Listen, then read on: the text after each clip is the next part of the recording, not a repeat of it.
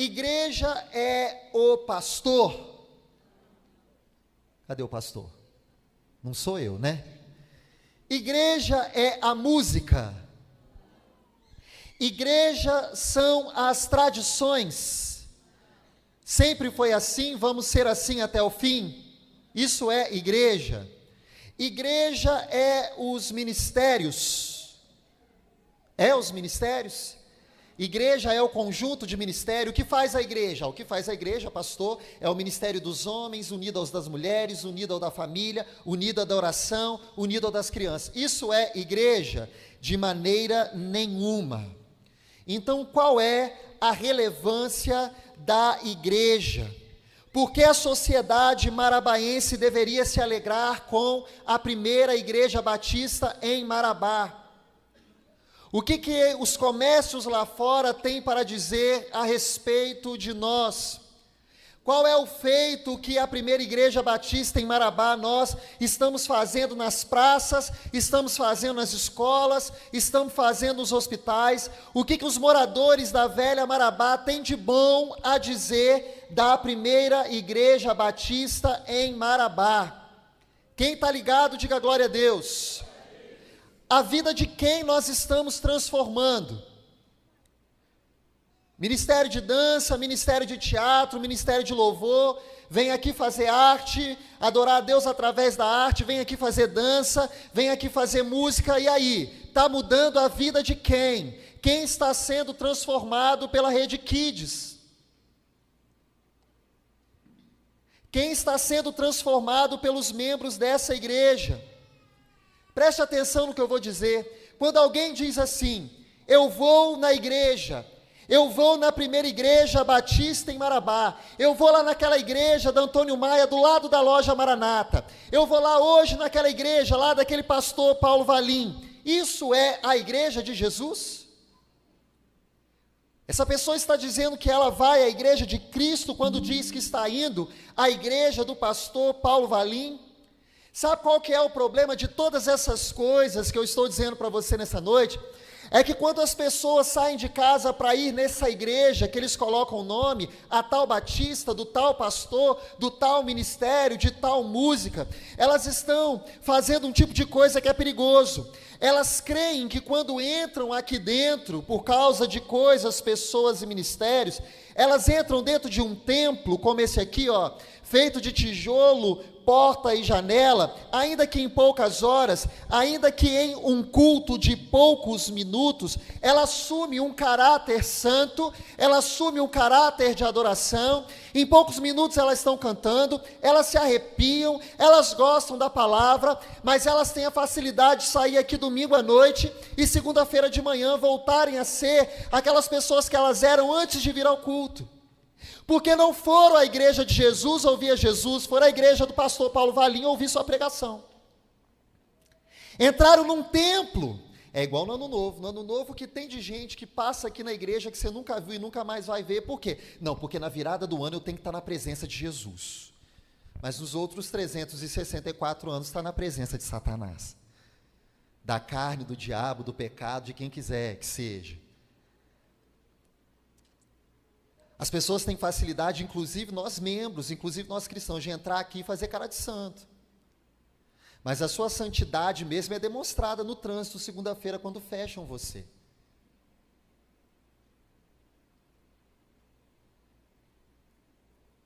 Aí as pessoas viram e falam assim, é difícil, pastor, não é não, basta querer, basta conhecer a Bíblia, basta ser apaixonado por Jesus. E aí eu me preocupo quando os que não são tão conhecidos de Jesus assim faz melhor do que nós. Deixa eu te contar uma história que eu ouvi essa semana que eu fiquei abismado. Que história horrorosa. Que coisa horrorosa. Eu fui comprar um produto em determinado comércio e a dona do comércio é minha conhecida. E eu cheguei lá, quanto tempo eu não te vejo, feliz, ela cabisbaixa. Eu falei, pastor, o senhor está sorrindo para mim, mas você não sabe da tragédia que aconteceu comigo, não? Meu sorriso secou na hora, irmãos, eu cheguei a ficar gelado. Eu fui todo simpático e feliz, a mulher já me cortou ali na primeira. Você está sabendo da tragédia que aconteceu comigo? Não estou não, minha filha. Pastor, aconteceu uma coisa horrorosa, meu marido e eu estavam no trânsito. Trânsito terrível, e a pessoa do carro da frente começou a dar ré. E o meu marido começou a buzinar para a pessoa não bater. A pessoa ficou furiosa, começou a xingar meu marido, bater boca com meu marido, discutir meu marido, querendo agredir meu marido. Meu marido teve que tirar o carro e sair.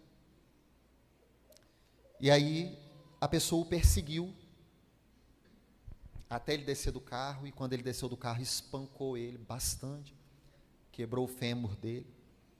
História horrorosa. Que marabá. Foi operado, ficou na CTI, na UTI. E aí, na hora, irmãos, meu sangue gelou. História tenebrosa. Eu já tenho crise de deixar minha mulher tirar a carteira de motorista. Você ouve um troço desse aí que você fica preocupado mesmo. Aí ela virou para mim: pastor, mas deixa eu acabar de contar a história que você não vai acreditar. Depois disso eu não espero mais nada, irmã. O mundo está acabando, eu falei para ela. As pessoas perderam o amor, as pessoas estão enlouquecidas, as pessoas estão matando, estão tirando a vida do outro, a sua própria, por muito pouco.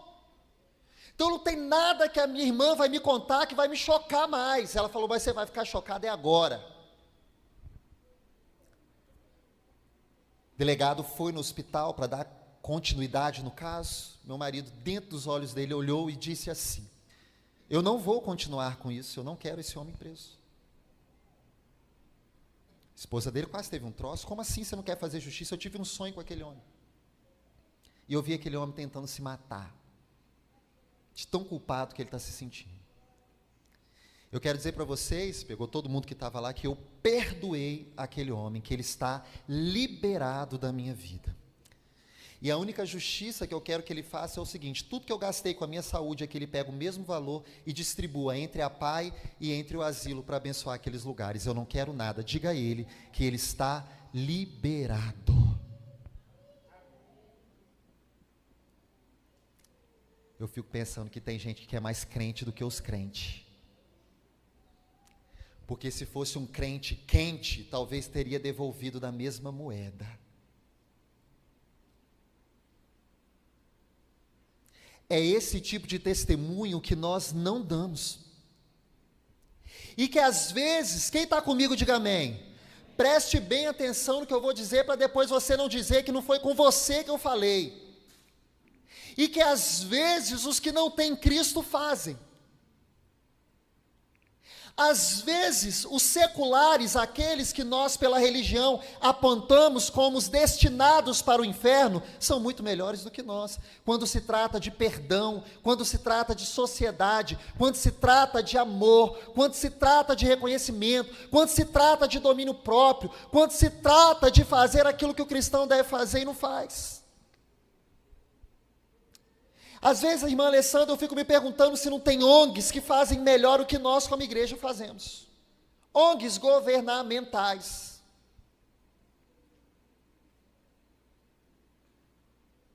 Deus tem compromisso com o crente que levanta da cadeira e faz alguma coisa. Deus não tem compromisso com o crente que vem esquentar a cadeira todo domingo e toda quarta-feira em busca de resposta. Que vive de jejum em jejum esperando Deus falar alguma coisa, enquanto Deus está no céu esperando que Ele faça alguma coisa.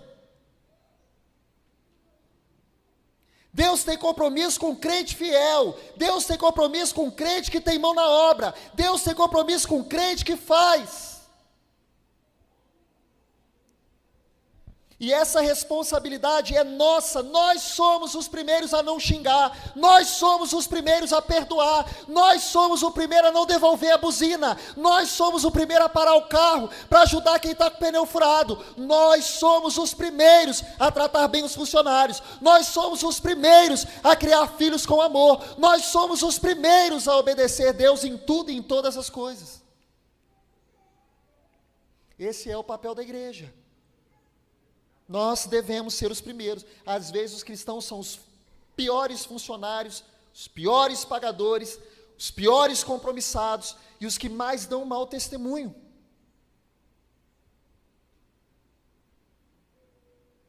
Quem está comigo, diga glória a Deus. Gato engoliu sua língua, irmão? Está todo mundo quietinho. Por isso que a igreja está como está, sabe por quê? Porque a igreja ainda não entendeu que ela somos nós, eu e você, e não isso aqui, ó, o prédio. A igreja ainda não entendeu que ela não é o pastor.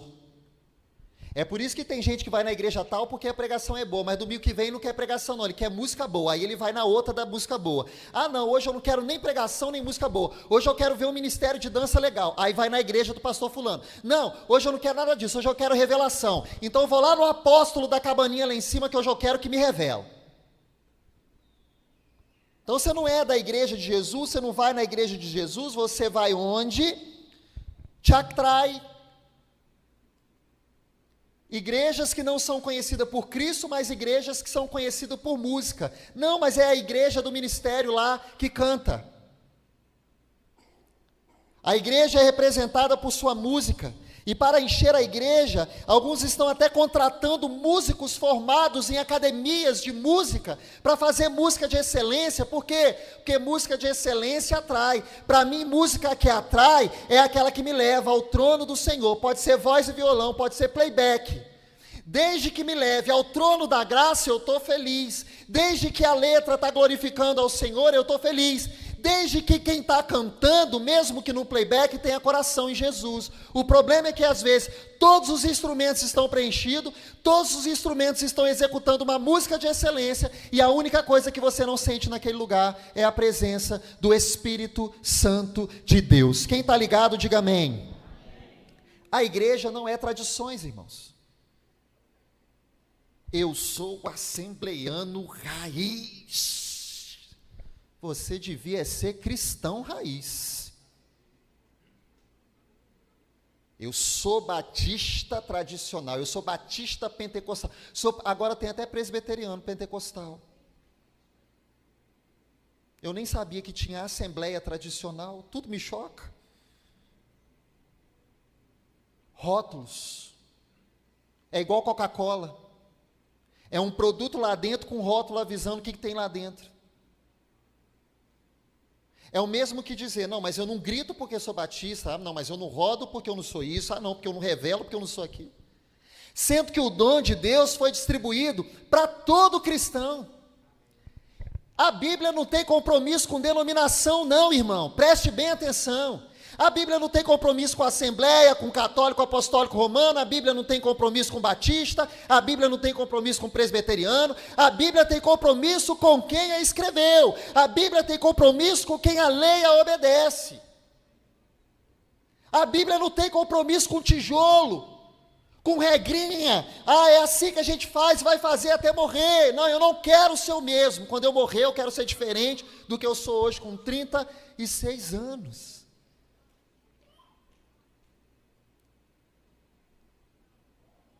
A igreja não é mais um ministério. Ai, pastor, sabe o que eu acho que está faltando, pastor? O que foi, irmão? Está faltando o ministério do futebol. Põe o ministério do futebol. Aí sabe o que está faltando, pastor? Na igreja? É o ministério do Enem. Faz o ministério do Enem. Ah, sabe o que está faltando, pastor? É o ministério do violão, para ensinar violão. Faz o ministério para ensinar a fazer violão. Ministério dos enterro, ministério de quem vai fazer o culto fúnebre, ministério do culto da alegria, ministério do culto da tristeza, ministério dos irmãos que pegam o sapato para não sujar lá na porta do outro, ministério do capacete, ministério da sombrinha. A igreja não está precisando de mais ministério nenhum. Aliás, a igreja nem precisa de ministério, a igreja precisa é de Jesus Cristo, a igreja precisa é de crente cheio do Espírito Santo, a igreja precisa de dons em atividade. Se não tiver ministério, a igreja continua do mesmo jeito.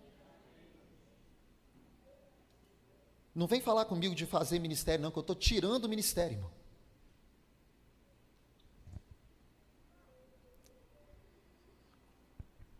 Tem um vídeo para passar para os irmãos? O vídeo está aí? Conseguiram baixar? Então apaga as luzes para o data show ficar melhor. Prestem atenção, o que é a igreja?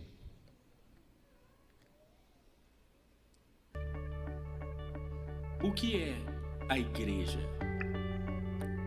A igreja é um prédio? A igreja é o pastor ou seus auxiliares? A igreja é a música?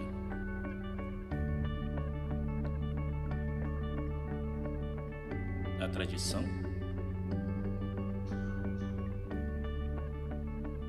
Ou os ministérios? Todas essas coisas são boas,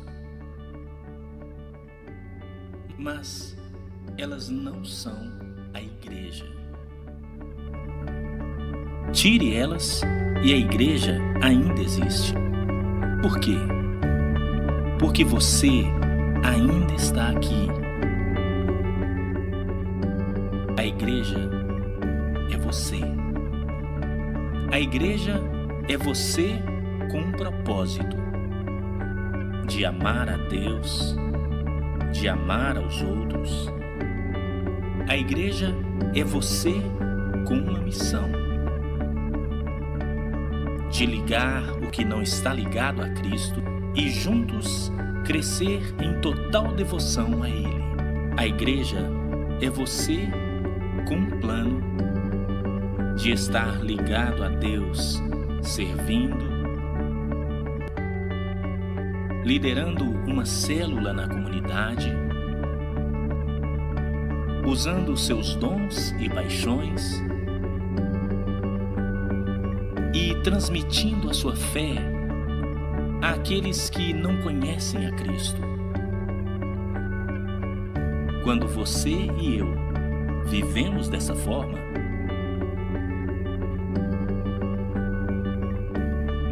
todas as coisas que costumamos fazer na igreja tornam-se coisas que fazemos como igreja. Deus deseja isso. O mundo precisa disso.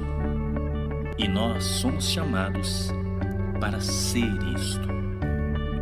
O que é a igreja? A igreja é você.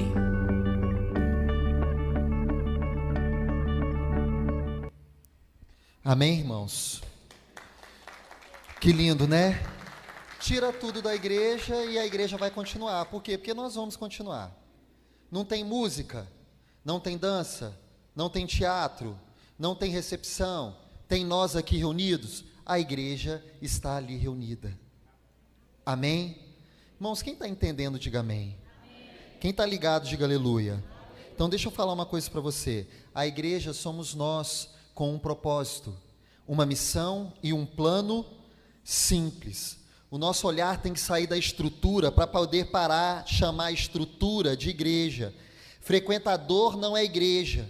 Frequentador é um cliente a servir buscando um serviço. Frequentador é um cliente que vem buscar o evangelho. Frequentador é um cliente que vem buscar um arrepio. Frequentador é um cliente que vem buscar a revelação. É um cliente que vem sugar um produto. Se na Umbanda tiver melhor, ele sai do Batista e vai para a Umbanda, porque lá está arrepiando mais. Vocês entenderam isso? Sim ou não? É isso. A igreja é o povo de Deus reunido com um propósito, é o povo de Deus reunido com uma missão. É um povo que ama Jesus, sentado na cadeira ou em pé, porque não tem cadeira, no fresquinho com ar-condicionado ou sem ar-condicionado. A igreja somos nós reunidos em adoração ao Senhor. 1 Coríntios 15:8 diz: portanto, meus amados irmãos, mantenham-se firmes e que nada os abale. Sejam sempre dedicados à obra do Senhor, pois vocês sabem que no Senhor o trabalho de vocês não será inútil. Que trabalho é esse, irmãos? Toda a igreja tem a obrigação de ajudar os seus membros a descobrirem e a cumprirem o propósito de Deus, capacitando-os e mobilizando-os através de um plano simples. Essa igreja tem um plano, essa igreja tem um propósito, essa igreja tem um trabalho. Você é membro da igreja, você não fez escola de pescador ainda, faça. Você é membro da igreja, você não tem uma célula ainda, você não participa de célula ainda, participe. Entre na visão, entre na direção, entre debaixo da bênção. caminha conosco. Ir ao culto domingo apenas, ir ao culto quarta-feira, participar do CCM apenas, é isso que é ser igreja. Todos vocês precisam estar envolvidos com aquilo que Deus está fazendo, Deus está movendo. Eu ouvi ontem com esses ouvidos aqui que a terra há de comer, que tem gente de célula apaixonado por Jesus, pela igreja, que está pensando em mudar de bairro, irmãos, para continuar frequentando igreja. Supervisores contando histórias de pessoas que estão indo para células. Que aí você entra na igreja domingo à noite, a igreja está esquisita. Por quê? Não estou gostando da igreja não, um monte de gente nova que eu não estou vendo, eu espero que a sua crise ela não acabe nunca. Espero que todo domingo você esteja em crise, e que aqui comece a entrar um monte de gente. Aí você está aqui, a igreja está caminhando para uma direção, você está perdido. Vai ficar mais 10, 15, 20 anos sentado nessa cadeira aí perdido. Tudo que a igreja faz e direciona, você está olhando para cima. Deus está confiando em nós uma missão, você está onde, irmão? Deus está convocando essa igreja. Sabe o que o Senhor espera da primeira igreja batista em Marabá? Que essa primeira igreja batista aqui mude Marabá. Alguma coisa nessa cidade, alguém tem que dizer assim, nossa, por causa daquela igreja ali, isso aqui mudou na cidade. Nós estamos aqui por causa da cidade. Preste atenção aqui, olha que interessante que Rick Warren disse.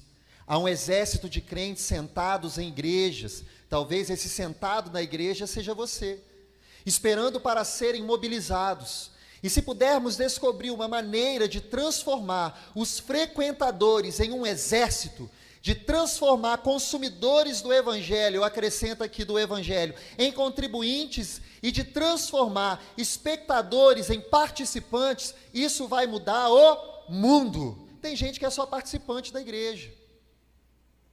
Você quer o quê? Eu quero culto. Você quer o quê? Eu quero ouvir a palavra. Você quer o quê? Eu quero ouvir o louvor. E você não vai colocar a mão na obra não, irmão. Nada vai ser mudado, nem transformado pela sua vida. Deus está chamando essa igreja para um movimento de renovação eclesiástico. Deus está chamando essa igreja para uma renovação na velha Marabá. Uma segunda reforma precisa acontecer no Evangelho. Tem gente, irmãos, que passa 10 anos na igreja doente. Não cura, não cura. O Evangelho não cura, a palavra não transforma, é uma coisa impressionante. Quem está vindo ali? A irmãzinha que vai reclamar do mesmo problema. Já foi no retiro, já fizeram, já expulsou o demônio, já fizeram campanha de oração, já apuraram a cerca espiritual, porque não coloca a mão na obra, não vai crescer, não vai avançar, não vai mudar, não se transforma e não transforma ninguém. O Evangelho é transformador.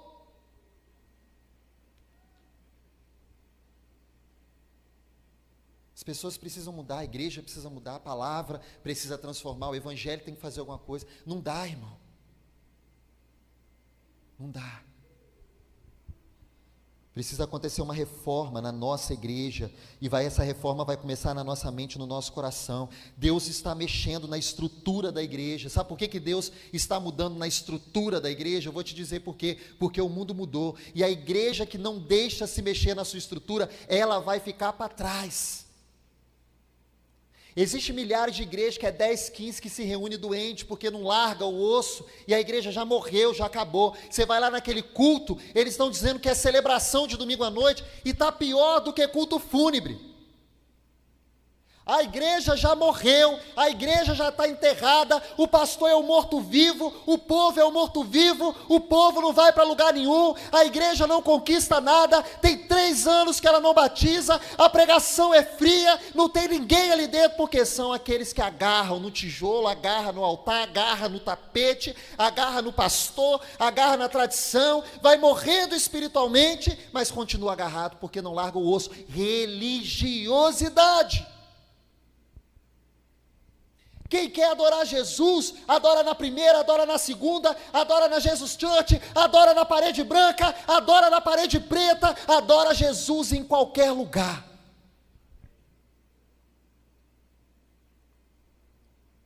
A igreja é a esperança do mundo, e o seu futuro repousa principalmente nas mãos de líderes, e líderes que têm coragem de ouvir e obedecer ao Senhor. Não dá para ser o mesmo, não dá para manter pilar de tradicionalismo. Nós precisamos ganhar as pessoas desse século, pregando para esse século de uma forma que esse século entenda. Aí você vai na rua, está lá no seu trabalho, a pessoa não sabe nem o que é Bíblia, não sabe nem o que é Jesus, e você está falando, varão. Ela vai olhar para você e falar assim, que varão é esse? Com palavras arcaicas, antigas, que ninguém entende. Aí vai aquele pastor, diante de um público que ele nem conhece, um monte de gente que não tem Jesus, coloca ali um terno, uma capa de santidade, que tem que ser assim, que a unção só se tiver de gravata. O pastor que não tem gravata, que não usa gravata, ele não tem unção, e vai lá, nobres convidados pelo poder excelentíssimo do Deus grandíssimo. E aí quem está ouvindo não entende nada. Já pensou se a minha pregação fosse arcaica? Você já tinha saído dessa igreja há muito tempo. Teve um irmãozinho que chegou aqui para mim e disse assim, pastor, você acostuma mal a gente, hein? Por quê? Porque você dá tudo mastigado. Eu estou achando que eu estou até bonzinho demais. Você sabe por que fica facinho demais? Sabe por que eu não fico aqui hebraico, grego, e aquela coisa toda, e aquela palavreada toda, sabe por quê? Porque tem gente aqui que entra para não entender, e eu tenho um compromisso com os cristãos, mas eu tenho um compromisso também com o perdido, que precisa entrar aqui perdido e sair achado por Jesus Cristo, e eu tenho que falar uma coisa que ele entenda.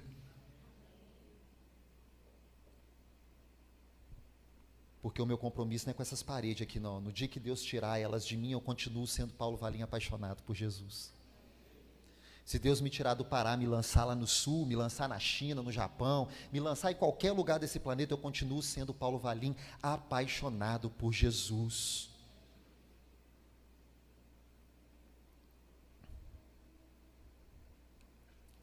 A igreja está precisando de uma renovação.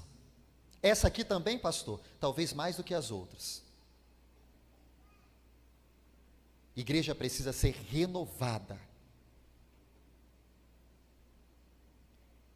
Como, pastor? Primeira coisa, aqui quem está comigo diga amém. Sacerdócio universal dos crentes. Quem aqui já ouviu falar no sacerdócio real de todo crente, levante a mão. Nunca ouviram falar em sacerdócio real, irmãos? Nunca ouviram, nunca leram lá na Bíblia, vocês são nação santa, povo exclusivo de Deus? Já ouviram? O nome daquilo ali é sacerdócio real de todo crente. O que está dizendo ali? A descentralização de que é o pastor, que só ele fala na igreja, só ele tem o poder na igreja, para o povo.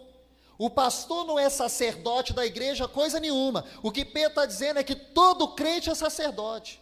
Pastor não tem que ir para a porta da igreja, não, mas tem que ir o pastor para a porta da igreja cumprimentar um por um. Tenho não. Quem tem que cumprimentar o irmão que está do lado, visitante que sentou do seu lado, é você, nem eu não.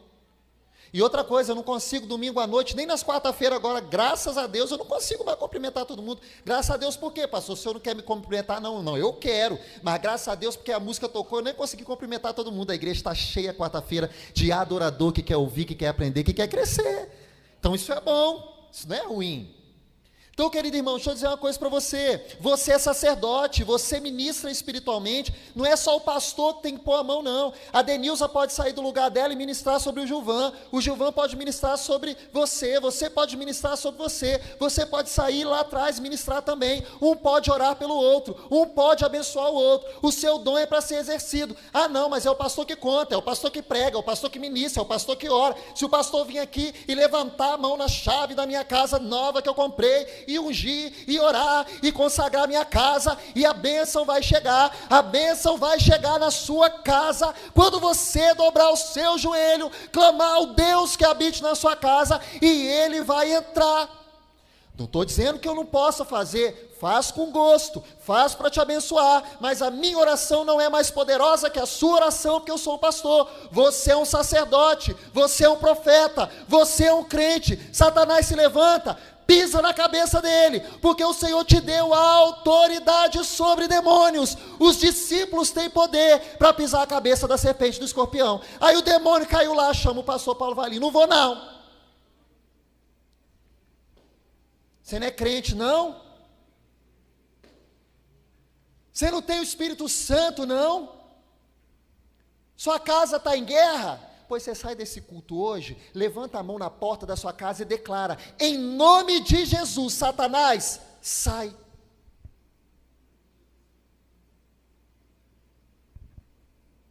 Só o pastor conserta meu marido, eu não conserto o marido de ninguém, não estou nem consertando o marido da minha esposa. Nem o marido da minha esposa eu estou conseguindo consertar. Quem conserta o marido da minha esposa é o Espírito Santo. O que conserta o marido da minha esposa é ele cair de joelho no chão e reconhecer: falhei com a minha esposa, Senhor, eu preciso de ajuda. Você é sacerdote, tanto homem quanto mulher. Quando todos nós funcionamos como sacerdote, a igreja funciona como igreja. Preste atenção, está comigo, amém ou não amém? Amém? Uma igreja não funciona com o pastor sozinho fazendo tudo.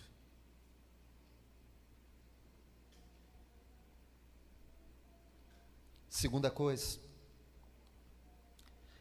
evangelismo e discipulado pessoal. A igreja precisa de reforma nisso. Quer uns exemplos negativos? Se eu perguntar para você assim: todo padre é, todo pastor é, você responderia o quê? O que o mundo responderia? Todo pastor é? Pode responder. O que o mundo responderia? Você é crente, vai falar assim: todo pastor é ungido, né? Mas o mundo responderia o quê? Se eu falasse assim: todo pastor é? Vocês sabem, né? Todo padre é? Pedófilo. Todo pastor é? Ladrão. Olha os exemplos negativos aí. Satanás usou a mídia, Satanás usou o celular, Satanás usou a plim-plim, em primeiro lugar, depois as outras. Satanás foi usando as mídias aí para detonar a imagem da igreja. Existe entre as pessoas lá fora e as pessoas aqui de dentro um muro. Um muro que Satanás levantou. Satanás colocou as pessoas do século contra a igreja. Você vai perguntar às pessoas lá fora: o que é crente para você? Meu irmão, nem vou te dizer aqui no microfone para não te escandalizar o que a maioria das pessoas vão dizer de crente. Há um muro entre a igreja, esse templo aqui, e as pessoas. Há um muro entre as denominações e as pessoas. Alguns vão dizer: Deus me livre de ser da igreja tal, Deus me livre de entrar na igreja batista em tal lugar, Deus me livre na presbiteriana tal. Existe um muro que o inimigo colocou. E as pessoas se enchem de desculpa para entrar aqui dentro. Quem aqui já está chamando o amigo um tempão para vir na igreja, tem mais de anos que você está chamando a pessoa vira para você e fala assim: domingo eu vou. Você entra aqui com a cadeira dela, espera ela aqui, ela não chega. Hein? Quantos vizinhos, parentes você já chamou? Não, esse ano eu vou. E eles não vêm, sabe por quê? Sabe por quê, irmão? Porque Satanás criou, levantou um muro entre as pessoas e a igreja. E como nós vamos atingir as pessoas se elas não vêm aqui para dentro? Então quer dizer que se elas não entrarem aqui nessa igreja no culto, elas não vão ouvir falar de Jesus? Então quer dizer que se elas nunca aceitarem um convite para vir a esse culto, elas estão condenadas a morrer e ir para o inferno? De maneira nenhuma, ela não vem no culto, mas ela vai na sua casa. Se você chamar ela para ir na igreja, ela não vai, mas se você chamar para um café para sua casa, ela vai. Então abra uma célula na sua casa, porque a sua casa é a igreja de Jesus. Abra uma célula na sua casa, porque as pessoas que não se converterem domingo à noite aqui, talvez se converta terça-feira na sua casa. Vamos parar de desculpas, irmãos, e vamos fazer alguma coisa. Pequenos grupos. A igreja precisa de reforma, a igreja precisa de célula.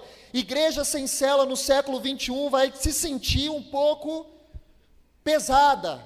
talvez um pouco complicada, porque a célula descentraliza o faz tudo do pastor, o faz tudo de alguns ministros, e começa a levantar líderes que estavam sentados na cadeira, sem oportunidade para trabalhar. Eu tenho hoje um monte de líder de célula, que era uma galera que não fazia nada na igreja, foi para a escola de pescador, descobriu uma liderança, e são excelentes líderes de célula, e já estão fazendo outros líderes.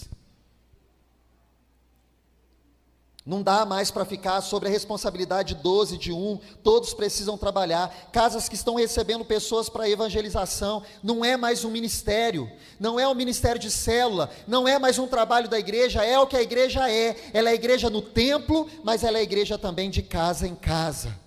E por último, estou encerrando, descentralização ministerial. Tem que acabar com esse negócio, irmãos, do pastor ter o chaveiro pendurado aqui, ó, que tem a chave de tudo. Tem que parar com esse negócio, o irmãozinho chega no corredor, está faltando água no bebedouro, pastor, põe água. Está faltando papel higiênico do banheiro, pastor. Está faltando cadeira na igreja. Pastor, nós vamos ajoelhar como? Pastor, nós vamos louvar como? Pastor, como que abre a Bíblia?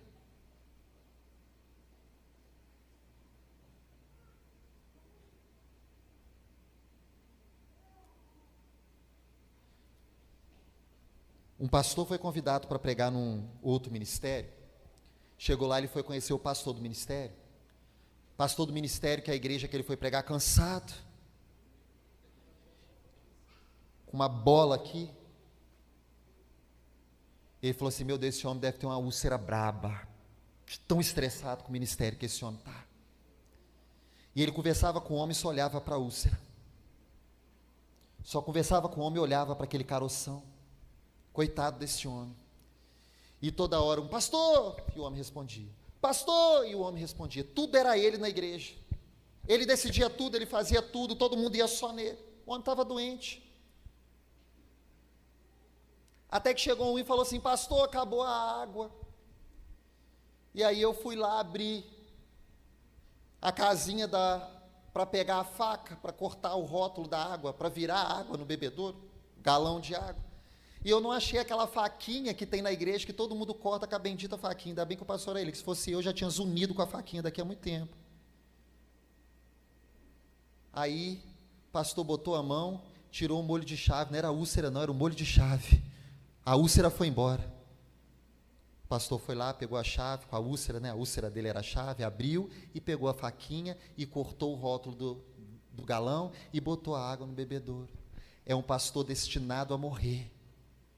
Porque a igreja é ele, a igreja só funciona por causa dele. Tira ele, a igreja morreu. Idolatria, pecado, a igreja não é minha, a igreja é de Cristo. Tira o pastor Paulo Valim, a igreja continua, porque ela é de Jesus. Descentralização do ministério. Não é mais o pastor, agora é o pastor, é os supervisores, são os líderes, são os auxiliares, e assim nós vamos viver. O modelo de uma igreja em células é um retorno aos mesmos princípios que levaram a igreja primitiva a transformar o mundo. Como assim, pastor? Cada membro é um ministro chamado e capacitado por Deus. Cada um de vocês ganha outras pessoas para Jesus. As pessoas não vão se salvar só quando eu prego, as pessoas vão se salvar quando você também prega. Você também ama a Bíblia, você também tem o Espírito Santo. As pessoas vão ser curadas porque você também vai orar, porque você também vai fazer alguma coisa. Os seus filhos vão ser uma bênção porque não são ovelhas do Paulo Valim isolado. Eles vão ser uma bênção porque tem um pai e uma mãe que é uma bênção e que ministra na vida deles dentro de casa, e esses filhos vão ser uma bênção, porque o pai e a mãe não espera chegar domingo à noite para vir à frente, e o pastor Paulo Valim levantar a mão e orar por aquelas crianças. Eles são uma bênção, porque dentro de casa, o pai e a mãe leu a Bíblia com eles, orou com eles, abençoou a vida deles, e quando eles chegam aqui para receber a unção do pastor Paulo Valim, eles sabem o que é mão levantada na cabeça deles dentro de casa. E outra coisa, quem ainda está acordado, diga aleluia. Cada casa é uma igreja em potencial. Quando você está em casa, sabe o que acontece lá? O Espírito Santo entra lá e você é igreja naquele lugar. E eu quero dizer uma coisa para você: pessoas podem se converter na sua casa.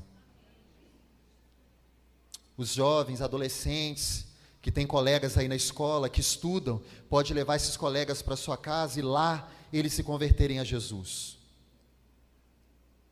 E você vê seu filho lá de 12 anos, 11 anos, 13 anos, sendo líder de célula. Aí o menino vira para a mãe e fala assim: mãe, vai vir um colega hoje que eu chamei para vir na minha célula. Aí a mãe olha o menino chegando, está lá todo marcadinho, ó, de gilete, que ele tentou tirar a vida dele, todo marcado de surra, que o pai dele espanca ele, e aquele menino vai ser curado, aquele menino vai ser transformado, porque você ensinou o seu filho que ele não tem que esperar nada do pastor, ele pode fazer em casa.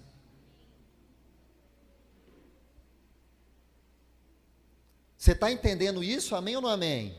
Amém. As duas expressões da igreja do Novo Testamento, no templo e de casa em casa, não são questões de cultura ou conveniência, são expressões da natureza transcendente e imanente de Deus. Pois assim diz o alto e sublime que vive para sempre, cujo nome é santo, diz Isaías 57:15. Habito no lugar alto e santo, mas habito também com um contrito e humilde de espírito, para dar novo ânimo ao espírito do humilde e novo alento ao coração do contrito. O que Isaías está dizendo? Que Deus é Deus de longe, mas também é Deus de perto. E que o Deus de perto usa a sua vida, tem prazer na sua vida, chamou a sua vida para ministrar o coração de outras pessoas. Não tem essa de que eu não sou capaz, não tem essa de que eu não tenho, não tem essa de que eu não sei, não tem essa de que eu não posso, não tem essa de que eu não falo bonito, não sei essa de que eu não sei orar. Se você tem o Espírito Santo, Ele quer usar você na terra para salvar os que estão perdidos. Igreja de duas asas. Igreja no templo, igreja nas casas. A igreja que Jesus veio fazer na terra, ela é como uma águia que tem que voar alto. E a primeira igreja Batista Marabá entendeu tanto isso, que a primeira igreja Batista Marabá não é uma igreja ministerial. Ela é uma igreja de vidas. Ela não é igreja ministerial porque ministerial é um problema, só tem 12 ministros e são só os 12 que faz alguma coisa. Aqui todo mundo é chamado para sair da cadeira e fazer alguma coisa. Ela é uma igreja como uma águia que voa com duas asas. Só que com o tempo, a serpente invejosa, a cobra maldita, que enganou Adão e Eva, lá em Gênesis, a serpente maliciosa e venenosa, começou a manipular a igreja e tentar convencer a igreja que só no templo ela funciona. Que igreja é culto domingo à noite, igreja é culto domingo de manhã, igreja é só isso. Irmãos, fiquem ligados aqui, que eu estou finalizando, por favor, foquem em Jesus, não foca no celular, não fica perdido não, preste atenção.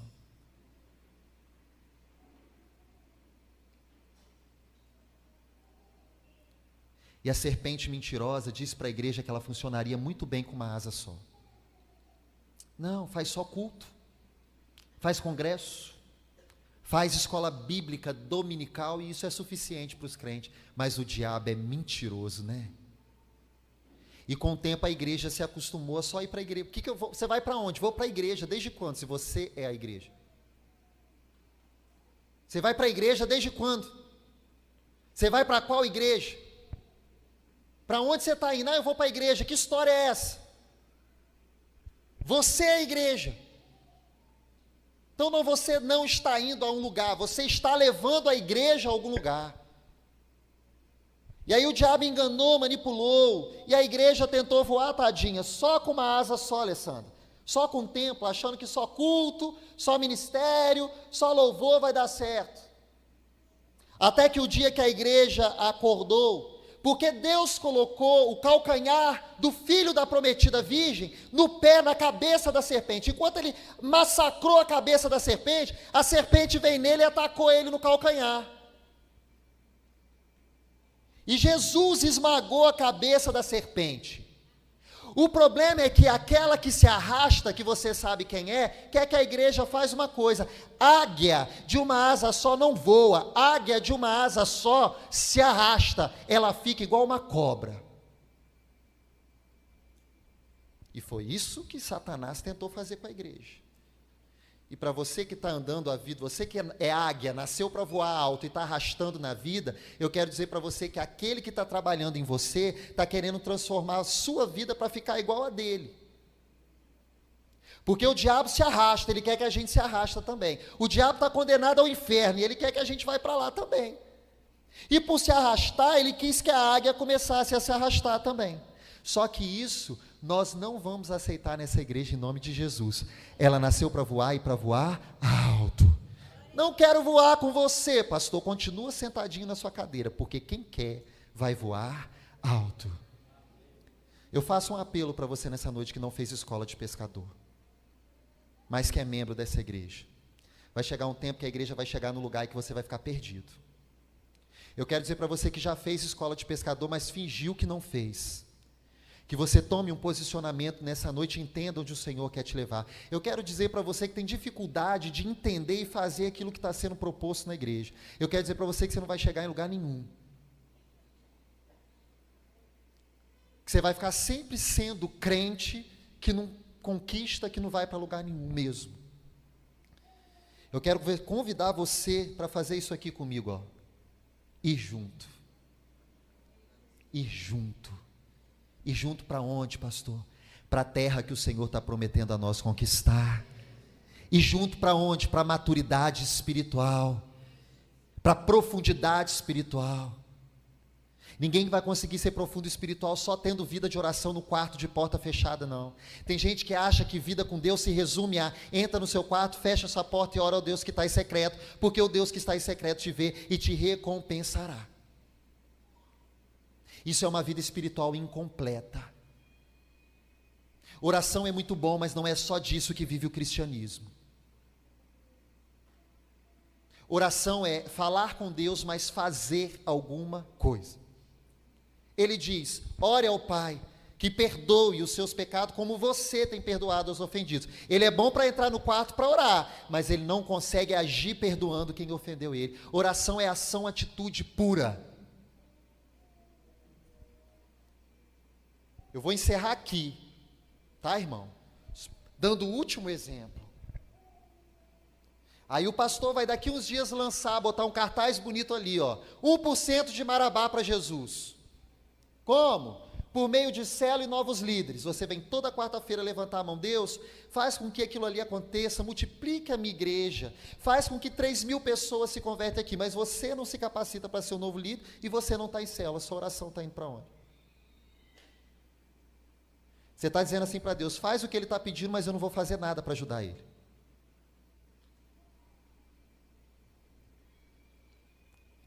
Oração é atitude. Oração é ação, oração é escolha. Eu preciso fazer alguma coisa, porque se eu não fizer, você vai cansar de mim, né? Pastor Paulo Valim é o mesmo, está na mesma. E você também precisa fazer alguma coisa. Sou líder, mas não estou na visão da igreja. Não vai ser líder há muito tempo. Porque precisa entrar na visão da igreja. A visão da igreja é ganhar o perdido para Jesus. A visão da igreja é bíblica, voltar aos princípios, fazer a igreja ser o que ela deveria ser desde Atos, que não deveria ter mudado nada, mas mudou. A visão da igreja é ganhar Marabá para Jesus Cristo. Se você não pensa nisso, se você não deseja isso, se você não ama isso, você só está preocupado com você. E o Senhor nos chamou, sim ou não, para ir para todo mundo pregando o Evangelho, a toda, batizando em nome do Pai, ensinando ela a obedecer tudo que eu vos ensinei. E é isso que eu estarei com vocês até o fim do tempo.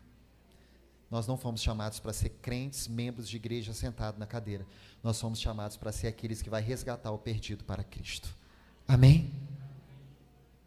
Amém. Vamos orar. Em nome de Jesus. Posicione-se nessa noite. Faça alguma coisa. Tome a rédea da sua vida. E entre na visão. Foi para isso que eu propus, realinhar a visão. Realinhar a visão, e foi isso que eu falei em 3 quarta-feira. 3 quartas seguidas, apelando ao seu coração que você faça alguma coisa. Apelando ao seu coração para que você entenda de fato o que é igreja. A igreja não sou eu, o pastor, a igreja não é as paredes, a igreja não é o templo, a igreja somos nós obedecendo a missão de Cristo. Pastor, eu não concordo, então não vai ter briga entre nós. Não vai ter briga, de maneira alguma. Você vai continuar sendo amado, amada. Se a sua escolha é viver uma vida cristã só para você, você tem liberdade para isso. O Senhor nos libertou para a liberdade, liberdade de escolha. Você não é obrigado a concordar comigo, você não é obrigado a ir comigo.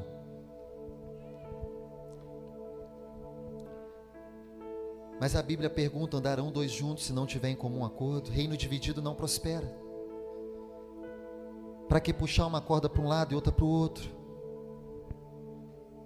Por que você não abre o seu coração nessa noite e diz: Senhor, eu tenho potencial, eu tenho vida dentro de mim, o diabo quer que eu me arraste. O diabo está me manipulando, dizendo que só o irmão fulano tem oração poderosa, só o irmão fulano prega, só alguém, algumas pessoas na igreja faz alguma coisa, que eu vou ser sempre o cara ou a mulher que vai ficar sentado, porque eu não tenho capacidade para nada. Eu entendi que isso é uma mentira do diabo. O diabo sempre, o mundo, os meus problemas, fica colocando percalço sobre mim, e quando eu penso que eu vou, eu não consigo ir. Aí eu estou indo, eu vendo a igreja toda aí, eu estou parado aqui. Mas nessa noite eu entendi essa palavra e eu aceito em nome de Jesus o chamado do Senhor, porque através da minha vida outras vidas vão te conhecer. Eu realinho o meu coração à Bíblia nessa noite. Eu realinho, eu falo: Deus, eu volto para o lugar que eu deveria estar e não sair. Eu entendi a visão daquele homem, eu vou com ele. Nós vamos conquistar Marabá. Talvez você está pensando aí no seu lugar: Senhor, eu tenho influência, eu conheço um monte de gente, as pessoas se simpatizam comigo, eu nunca falei do Senhor para essas pessoas, e talvez se eu tivesse falado, talvez se eu tivesse aberto a minha casa, talvez se eu tivesse feito alguma coisa hoje, algumas pessoas que estão indo para o inferno, estariam indo para o céu, por causa da minha vida. Talvez você, jovem, adolescente, está dizendo assim: poxa, tem tanto colega meu sofrendo, que apanha de pai e de mãe, já tentou tirar sua própria vida, está usando droga, tanta colega minha que já engravidou, eu já vi tanto absurdo, e o quanto que eu posso mudar essas vidas, através do poder do Espírito Santo. Chega, irmão, está na hora da igreja despertar, está na hora da igreja avançar, está na hora de um exército poderoso de crentes, apaixonados por Jesus, homens e mulheres, entrarem na escuridão, nas vielas, nas dores de Marabá, e saquear o inferno, colocando lá vida, salvação e luz. Está na hora do nome de demônios ser trocados pelo nome de Jesus, por meio de homens e mulheres apaixonados por Jesus. Está na hora de Marabá ser sacudida por uma igreja feita de homens e mulheres que não estão acostumados mais a ficar na cadeira ouvindo. Eles decidiram se levantar e fazer alguma coisa. Está na hora de Deus levantar no meio de nós líderes compromissados com o Evangelho, que perdoam pessoas, que não xingam, que não se deitam com o pecado e com a imoralidade, que não se vende por qualquer moeda. Homens e mulheres que não têm mais prazer em músicas, em baixaria, em lugares onde o Senhor não está.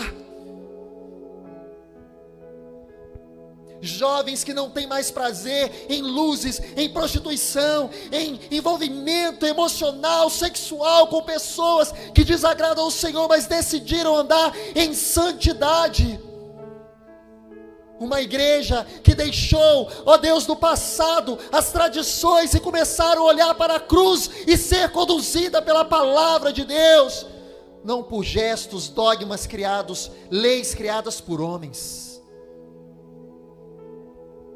Uma igreja, Deus, adoradora, uma igreja viva, uma igreja biblicamente profunda, mas uma igreja leve, uma igreja, ó Deus, que tem uma linguagem onde qualquer perdido que se encontrar com ela entenderá sobre o Evangelho da graça de Deus.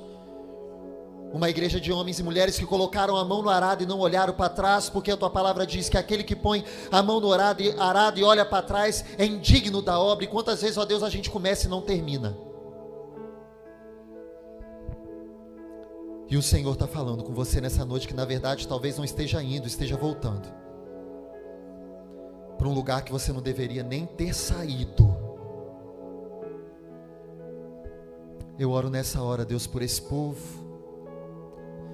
acima de tudo pela minha vida, pedindo que o Senhor me livre de todo contra-ataque por causa dessas coisas que foi falado aqui hoje, porque embora essas coisas confrontem e Deus e sejam pesadas, elas também libertam. E Satanás tem prazer na corrente, não é na liberdade. Eu quero te pedir também, Deus, que todo ninho que Satanás coloca na cabeça, agora, toda ira, toda raiva, toda contenda, que o Senhor remova nessa hora, Deus, porque uma palavra como essa não é para gerar ódio, não, é para gerar amor. Principalmente pelos perdidos. E eu peço, Deus, que em nome de Jesus, que através da vida dessas pessoas que estão aqui, recebendo essa unção, porque há sim uma unção do Senhor descendo do céu neste lugar, transformando vidas e corações. Há sim um poder espiritual liberado sobre nós nessa noite, onde a palavra de Deus é pregada com seriedade, onde o Espírito está, há sim poder e glória. E eu espero mesmo, Deus, que através de tudo que o Senhor falou nesse lugar, o Senhor desperta os que estão dormindo e faça resplandecer sobre eles a tua glória. E eu peço mesmo, Deus, que a partir de hoje essa igreja não seja mais a mesma. Eu te apresento o teu exército nessa noite, Deus, então usa para a vitória. Usa para a vitória, usa para a derrota de Satanás. Eu espero verdadeiramente, Deus, que muitas células nasçam hoje, por meio de pessoas que vão dizer no seu coração: a próxima escola de pescador estou dentro. Eu espero, Deus, que vidas sejam tocadas aqui, porque é o Espírito Santo, não eu, que convence o homem da justiça, do pecado e do juízo. Não nos deixe ser os mesmos, Deus. Não deixe essa igreja ser a mesma que foi há 2 anos atrás. Não deixe essa igreja ser a mesma que foi há 4 anos atrás, quando eu cheguei aqui. Não deixe que ela seja a mesma daqui a 4 anos. Nós precisamos conquistar a cidade de Marabá para o Senhor Jesus. Assim eu oro, Deus, agradecido. E creio que essa oração, ela se eternizou. E nós vamos ver os frutos dela. Haverá um tempo, Deus, que nós vamos olhar para trás e se lembrar desta noite, onde nós dizemos no mundo espiritual que Marabá vai ser sacudido pela primeira igreja batista.